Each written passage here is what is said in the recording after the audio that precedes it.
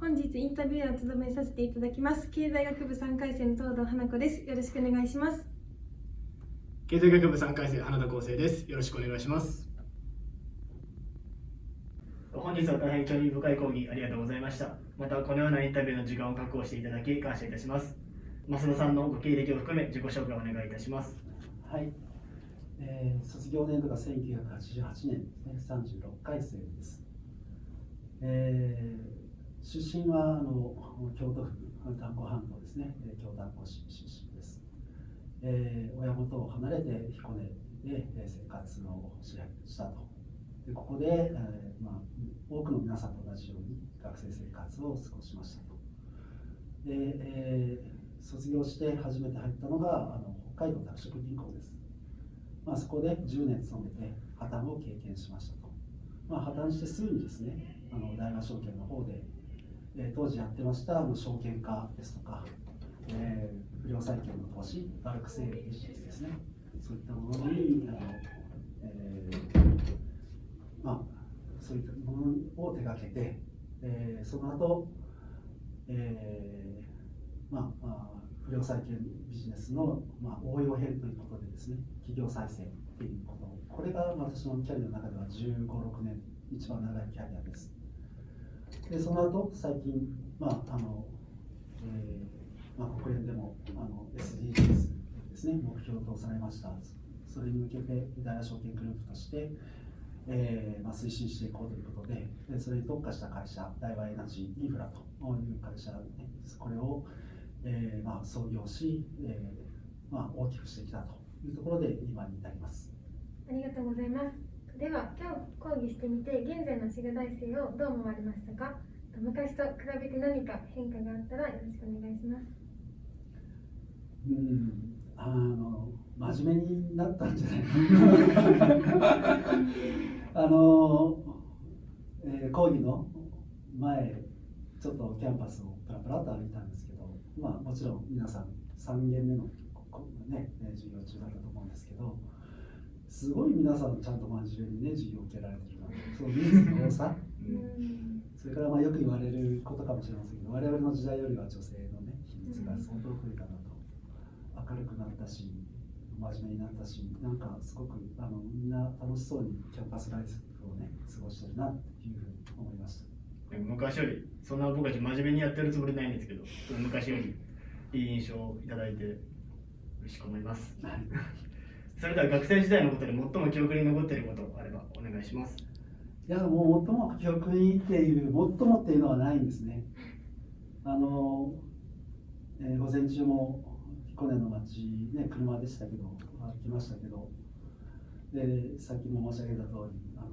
キャンパスも歩きましたけど、30年以上前ですよ、ここで生活したのが。ただね、やっぱりそこに行けばその日の思い出が走馬灯のように思い起こせますね。で田舎の京丹後市から、当時は峰山町ですけども、そこから親元を離れてきましたと。本当に不安の中に一人で来た時に、まず先輩たちがアパートの面倒をやってましたね。一緒に探してくれて、引っ越しも手伝ってくれたと。そういったところから始まって、もちろんここの、キャンパスの中、講堂ですとか、体育館、教室の中、そうですね、外に出れば袋町、当時あったスイスっていう喫茶店、学生のたまり場だったんですけども、そういった風景ですとかね、あと通学路としては堀端を歩くのが好きだったんですけども、そこでね、私が勝手に旦那って名前をつけたアオサギがいるんですけどでも同じ場所にね、今日もいました。まだいたんです。でもね、35年前のそいつじゃないです。でもね、ワンゲルっていうこともあったので歩くの好きだったんですね。で、歩きながらぼーっと考えるのも好きだったんですけど、でも同じ風景がね、まだあるんですね。京都のね、哲学の道じゃないですけど、彦根にもね、そういうその哲学の道みたいな、そういうぼんやりと考えられる、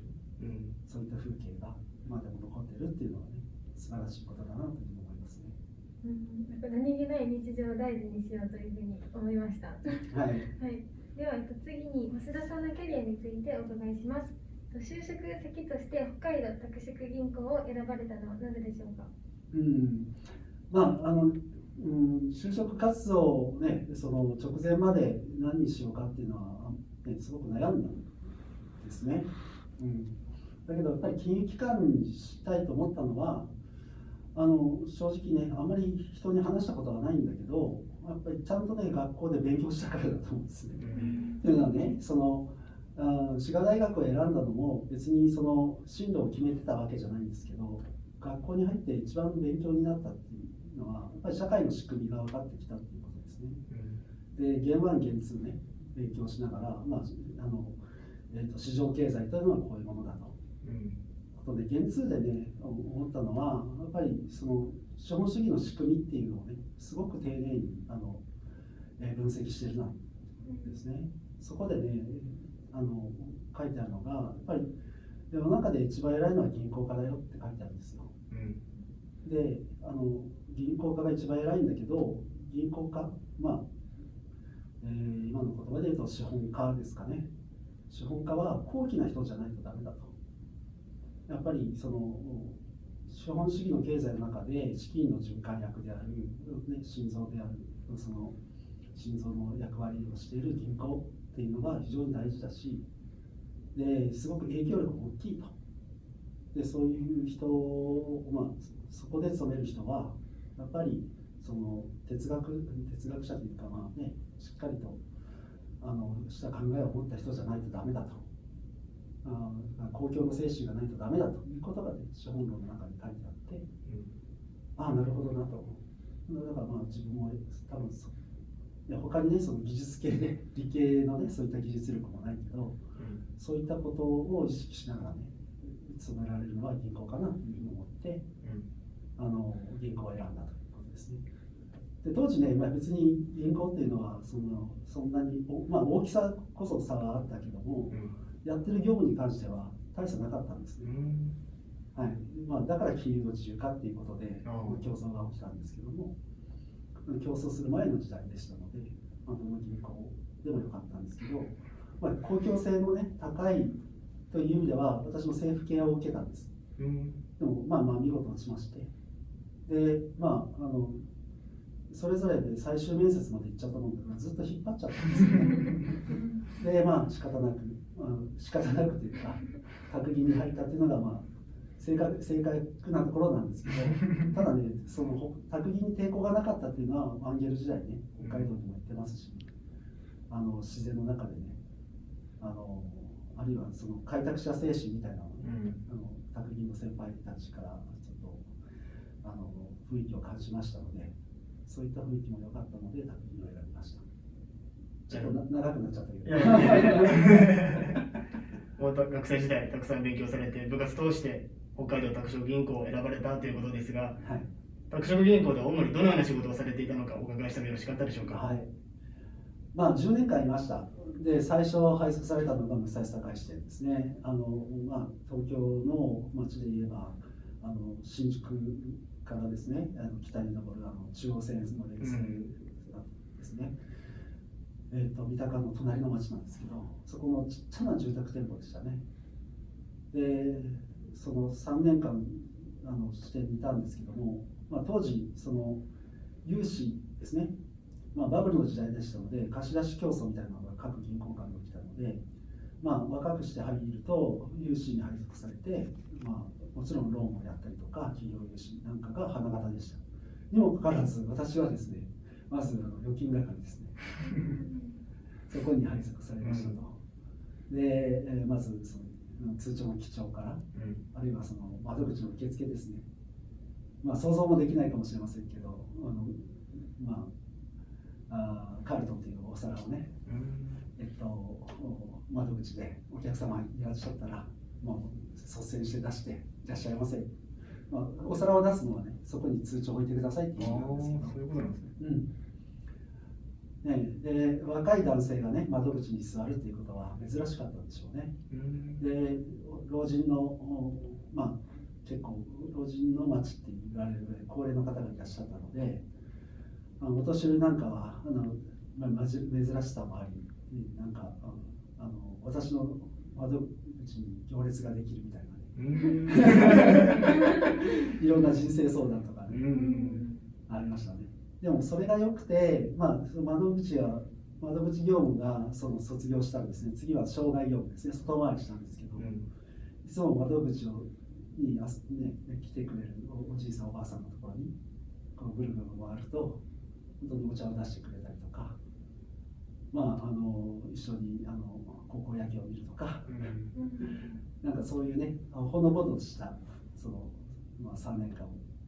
過ごしましたと。で視点ね、そんな幸せな時代は長く続かなくてそこを卒業したらですね、次は配属が東京営業部というところでした。宅銀は2本部制でして、札幌が本店で東京は東京営業部ですね。今までのほのぼのとした雰囲気とは違うんですけど、ご承知の通り宅銀は破綻しましたということですね。で東京営業部の貸出金額、私の確か当時扱ってた貸出金額っていうのは1000億円ぐらいだったと思いますね。それをねなんとか減らせっていう指示でしたね。資金繰り破綻の中で。ですから自分が生まれ育ったその人生よりも長い間お取引をしていただいた会社さんとのお取引を切っていくっていうところがすごくもう嫌で、もう一つ苦しい、それが苦しい思い出ですね。そこでね講義の中でも話しましたけど、証券化っていうのをですね、ちょっと思い立ったというか、銀行員ですのでいろんなねそういった専門書とか読む中でそれが目についたんですね。で密かに勉強してたんですけど、まさかね自分の銀行の証券化で、ね、使うとは思ってなかったんですけど、提案したらすぐ通って、そこでね証券化の道を歩むようになったと、それがきっかけで大和証券にも広げてもらえたということですよね。それが転機といえば転機です。結構いろいろ楽しいこととか辛いこととかあって、充実したキャリアをお持ちだなというふうに思いました。では次のキャリアとして大和証券を選ばれたと思うんですけど、その選ばれた理由があればお願いします。さっき申し上げた通りね、証券化ってアレンジメント業務、証券化のお手伝いをする、投資家とね直接発行する証券を販売するとかね、あるいはどういう商品設計にするのかっていうのをアレンジするのが証券会社の役割なんですけど、ですから銀行のローンの証券化、自分は証券化する銀行の方にいたんですけど、それをね手伝ってくれたのが大和証券の人たちなんですね。そこでの出会いっていうかね、そこでの一緒にお仕事をしたっていう、そこがね一つのきっかけでしたね。ですから破綻してね、もう本当に破綻した報道が流れたその日ですね、一緒に仕事をしてた大和証券の人がね、大丈夫かと、行くところあるかってすぐ心配してくれて、いつでも来ていいよっていうことですね。そういう意味では非常に運が良かったなと思いますね。そういった仕事を通じた出会いで大和証券に勤務されたということなんですが、現在は大和エナジーインフラに配属されているとお聞きしたのですが、どういった経緯で配属されたのかというのをお聞きしてもよろしかったですか？配属されたというよりはね、やっぱりグループ本社の社長から呼ばれてね、こういう会社を作ってくれっていうふうに言われて、立ち上げたんですね。でそれまでのキャリア、大和証券のきっかけは証券化だったんですけども、それから直接投資をする会社になって、いろいろなその分野への投資をやりましたということですね。で講義の中でもお話ししましたけど、その基本となるのが DCF 法ですようね。んでインフラですとか再生可能エネルギーって、大王国なんかも特に典型なんですけども、ああいったキャッシュフローがすごく分かりやすく引けるんですね。だからこれだったらやれるしビジネスになるなと思ってます。やっぱり自分の思い通りっていうかね、思い通り以上に会社が成長して、そうですね、大きさもそうですし、スピードもそうですね、急成長させてもらえたなっていうふうに思いますね。ですからそれがいきなり全く違う、ね、キャリアので新しいことをしろって言われたわけではなくて、今までのやっぱり経験の延長で起業ができたっていうのは、ね、すごくラッキーでしたね。なんかその今大和エナジーインフラさんがその急成長されてるということなんですけど、最もやりがいがあったのはどのような時でしょうか？どの地方に行ってもね、やっぱりその再生可能エネルギーっていうのは、新しいビジネスだし新しい分野なんですよ。太陽光ですらね。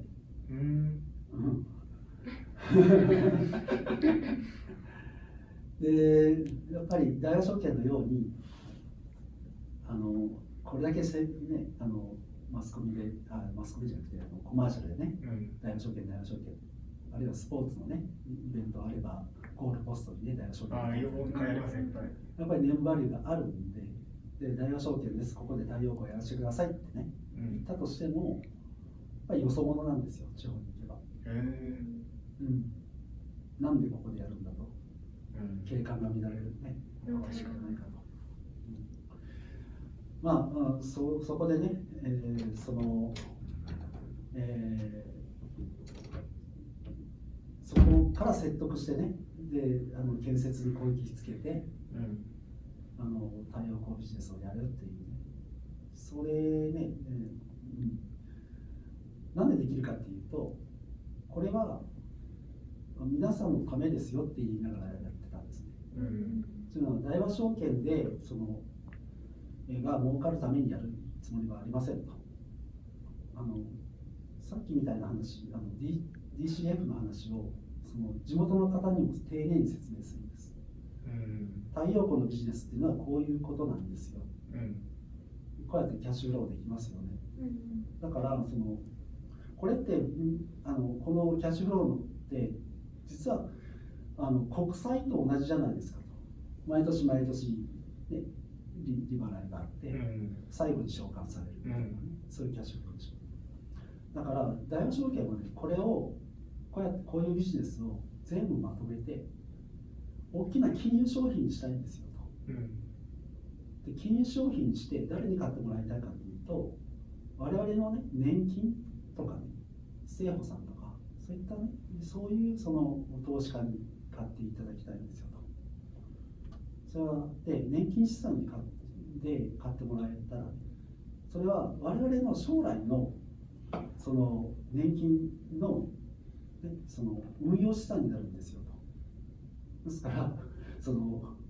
別にそうやって騙してるわけじゃなくて本気でそう思ってね地元の人にね、そういうつもりで大和証券としてはやってるので、ここでやらせてくださいと。で皆さんの年金資産の金融商品必ずやりますからって言って、そうやって全国あちこちで、ね、作っていった太陽光のサイト、これを実は一昨年ね、ちゃんとまとめて金融資産にして、でもう年金の投資家さんに買ってもらえたと。やっぱりね、有言実行というかね、それがね、もう頭でぼんやり考えてたことができた。これがね、すごく充実した。やってよかったなと思った感じですね。証券会社ってやっぱり金融機関だな。いや、金融機関というのはお金を回すのが金融機関の使命だし、その使命が果たして、果たされた。それが社会の役に立つということが実感できた。それがね、そうですね、私のったなと思う仕事に、だいぶエナジーくらいで良かったなと思うことですね。授業をその1から皆さん説得してその達成するまでっていうのはなかなか険しい道のりだなと僕も感じたのですが、そのような仕事の中で課題がたくさん出てくると思うんですけど、その課題を解決する際に大切にしたことがあれば教えていただきたいです。今みたいにね、全部ね正直に話すことですかね。でこの人に話してもわからないだろうなと思うようなことをちゃんと正直に話すことということですね。でごまかすとなんかね、やっぱりバレちゃいますよ。確かに。でもね、正直に話すには覚悟もいるんですね。それから変な企てをするっていうことがありえないんですよ。だって正直に話す。確かに。騙せないですね、人を騙せないですよね。ですからね、そういう意味では、ちょっとね、違う表現になってしまうかもしれないですけど、やっぱり世の中の会社への期待ですね。それは自分が働く場所としての会社もあるんですけど、その会社がその企業に対するその社会の世の中の期待っていうのは、こういうことを世の中のためにやってくれるんだと、こういうサービスを、こういう商品を提供してくれるんだっていう期待があるんですよね。でそれを言葉を変えると世の中のためになるということですよね。ですから果たして金融機関はどうかっていうと、やっぱり世の中のためにちゃんとお金が回るようになる。で、みんなが怖がってリスクを怖がって、お金が流れないところにあえてチャレンジしてお金を流す。でそれは自分の私利私欲のためではなくて、そうすることで世の中が良くなる、そういうことじゃないかなというふうに思いますね。そうですね。私もこれから課題が出てきたらもう本音でどんどん話して解決していこうと思いました。では増田さんが仕事を通して成し遂げたい目標は何でしょうか。今申し上げた通り、世の中のためになり続けたいなと思いますね。そうですね。そうすると生かしてくれるんですかね。破綻を経験しました。特に銀行っていうね、大事な最初のね、その就職する時のその銀行員になろうと思ったきっかけっていうのは、先ほどお話した通り、世の中の大事な心臓のね、心臓の役割をする銀行、それがね、破綻っていうとその役割を果たさなくなったんですよね。で博士とか博士してしまったんですけど、ですから破綻した時はちょっとはほっとしましたね。やっぱこんな銀行なくなった方がいいと思う。やらされて本当辛かったですから。そうなんですね。だから自分が生きるのは、自分が生きていくのは別にこんなことしやらなくてもいいと思ってましたから。だから生きるために働くっていうことではなくて、やっぱり世の中に存在意義を認めてもらえれば、おそらく託銀も変な投資をしなかっただろうし、世の中に認められる銀行として今でも存在してるんだと思うんですけど、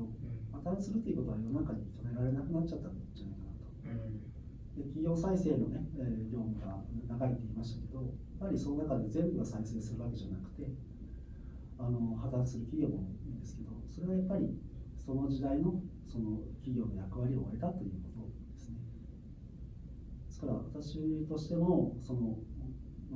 人の役にずっと、立ち続けていれば、生かしてもらえるんじゃないかな、その思いは強く思ってますね。僕も増田さんのような壮絶な人生を歩んできたわけじゃないですけど、今後いろいろな失敗とか経験したことないようなことがたくさん起こると思うんですけど、人のためになるっていうことを念頭に置いて仕事をやっていきたいと思いました。よろしくお願いします。続いては増田さんが思う考えることと滋賀大生に向けてのメッセージということについて質問させていただきます。まずはじめに人生最大の出会いについてお聞きしてもよろしかったでしょうか。まあ、なかなか最大って言われるとね、うんですよね、難しいですね。難しいですね。でもね、やっぱり一番最初に、ね、意識した他人っていうと幼稚園の先生かな。だいぶ遡るんですね。遡りますね。でもそこからね、やっぱり学校の先生方で、それから一緒にね、まあ、ちっちゃな町だったので、まあ峰山保育園か、峰山保育園、峰山幼稚園、峰山小学校、峰山中学校、峰山高校と、全部峰山がつく、それぐらいのちっちゃな町だったんですけど、はい、18歳まで物心ついた時から一緒に、ね、成長した仲間、もうそれぞれの顔が浮かびますよ。で、大学にね、飛び出てきましたと。で、最初にね、アパートを世話してくれた先輩たち。まあ、本当に夜ね、バカ騒ぎをした仲間たち、苦労してね、山を縦走した同僚たち、マゲルのね、仲間たちね。まあ、それから社会に出てね、まあ、嫌いな上司も含めてね、いろんな上司とかも浮かびますでもね、それ一人それぞれね、特徴があってね、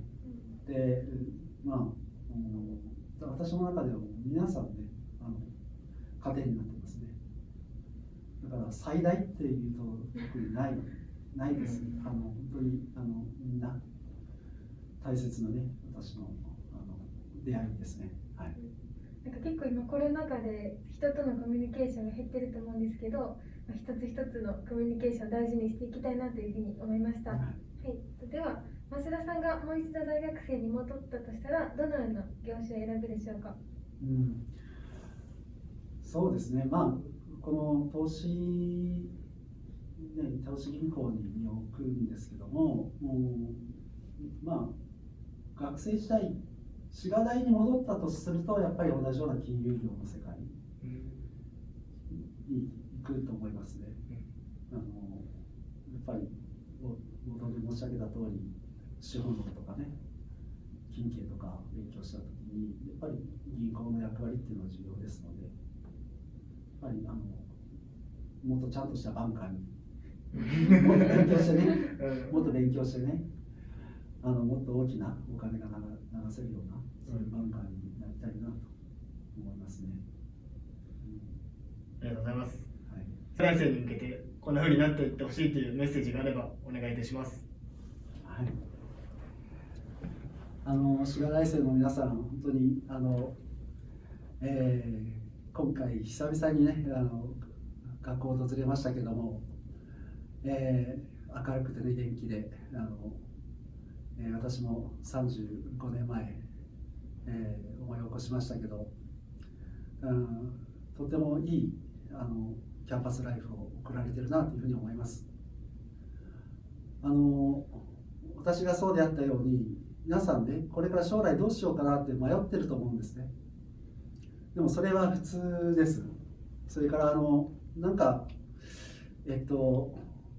その不安ってやっぱり的中しますね。